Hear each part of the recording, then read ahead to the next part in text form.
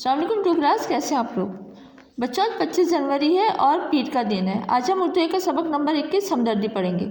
بچوں کی نظم ہے، ٹھیک ہے؟ ہم پہلے اس کی ریڈنگ کریں گے، پھر اس کے الفاظ معنی اور پہلے 2 سوال۔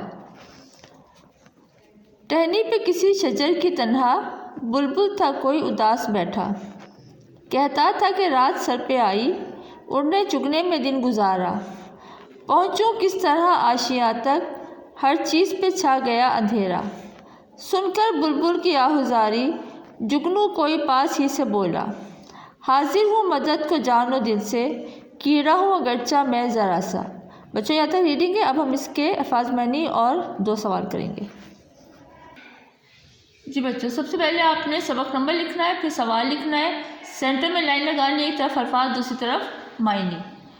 پہلا لفظ ہے شجر، اس کا معنی ہے درخت۔ نمبر 2 ہے آشیاں، اس کا معنی ہے گھونسلہ۔ آہوزاری رونا افسوس کرنا، مشل چراغ، تنہا اکیلا۔ اس کے بعد ہم سوال کریں گے، سوال جواب۔ سوال نمبر 1 ہے بلبل کہاں بیٹھا تھا، اس کا جواب ہے بلبل ایک درخت پر بیٹھا تھا۔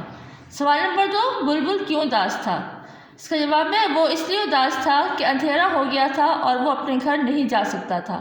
بچوں کا کام آپ نے کاپی پر کرنا ہے، اس کو اچھی طرح سے یاد بھی کرنا ہے۔